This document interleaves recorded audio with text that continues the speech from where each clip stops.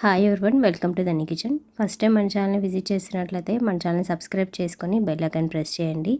Bell icon press చేయడం వల్ల నేను చేసే ప్రతి వీడియో మీకు నోటిఫికేషన్గా వస్తుంది.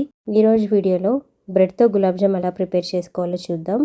నార్మల్గా గులాబ్ జామ్ చేయడానికి చాలా టైం పడుతుంది. ఇలా బ్రెడ్తో చేయండి, చాలా ఈజీగా అయితే ప్రిపేర్ చేసుకోవచ్చు. టేస్ట్ కూడా చాలా బాగుంటుంది. ముందుగా బ్రెడ్ని తీసుకొని సైడ్స్ అంతా కూడా ఇలా కట్ చేసేసుకోండి. అన్ని సైడ్స్ ఇలా కట్ చేసుకున్న తర్వాత ఒక ప్లేట్ తీసుకొని నేను చూపిస్తున్నట్టు చిన్న చిన్న పీసెస్గా ఇలా కట్ చేసేసుకొని ప్లేట్లోకి వేసేసుకోండి. ఈ గులాబ్ జామ్కి 10 బ్రెడ్ పీసెస్ తీసుకున్నాను. ఇలా కట్ చేసుకున్నట్లే మిగతా బ్రెడ్ పీసెస్ని కూడా సైడ్స్ అన్నీ కూడా కట్ చేసేసుకొని ఇలా పీసెస్గా చేసుకొని ఒక ప్లేట్లోకి తీసేసుకోండి. ఇప్పుడు ఇందులోకి కాచి చల్లార్చుకున్న పాలను కూడా యాడ్ చేసుకోవాలి. కొద్దిగా పాలు అనేది యాడ్ చేసుకుంటూ ఇలా మిక్స్ చేసేసుకోండి. ఇలా మెత్తగా బ్రెడ్ అంతా కూడా ఒక ముద్దలాగా వచ్చేసేయాలి.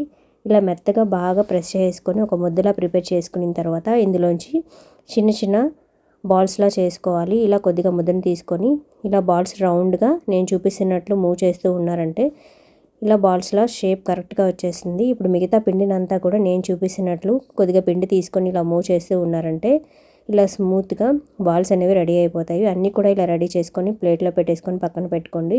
ఇప్పుడు స్టవ్ ఆన్ చేసుకొని గిన్నె పెట్టుకొని ఒక కప్పు షుగర్ యాడ్ చేసుకొని ఒక కప్పు వాటర్ అనేది కూడా పోసేసుకొని షుగర్ అనేది కరిగించుకోవాలి.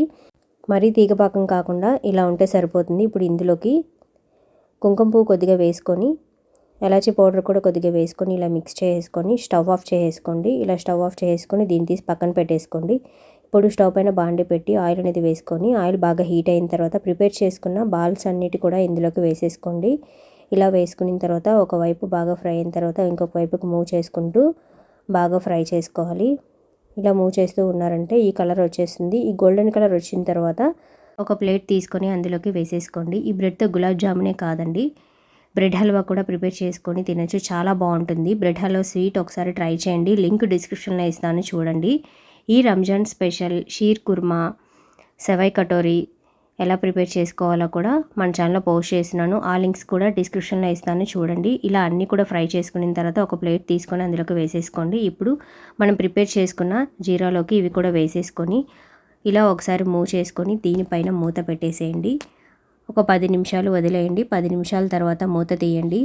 సూపర్ టేస్టీగా ఉండే గులాబ్ జాము అయితే రెడీ అయిపోయింది ఫ్రెండ్స్. మీరు కూడా ట్రై చేయండి. మీకు ఎలా కుదిరిందో కమెంట్ చేయడం మాత్రం మర్చిపోవద్దు. సూపర్ టేస్టీగా ఉంటుంది. ప్రిపేర్ చేసుకోవడం కూడా చాలా ఈజీ. అప్పటికప్పుడైతే ప్రిపేర్ చేసుకోవచ్చు. టేస్ట్ కూడా చాలా బాగుంటుంది.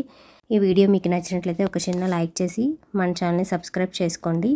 ఎండలు చాలా ఎక్కువగా ఉన్నాయి కదా, ఈ ఎండలకి చల్లగా 3 రకాల డ్రింక్స్ ఎలా ప్రిపేర్ చేసుకోవాలో కూడా పోస్ట్ చేస్తున్నాను. లింక్ డిస్క్రిప్షన్లో ఇస్తాను, చూడండి. Please do like and subscribe. Thank you for watching.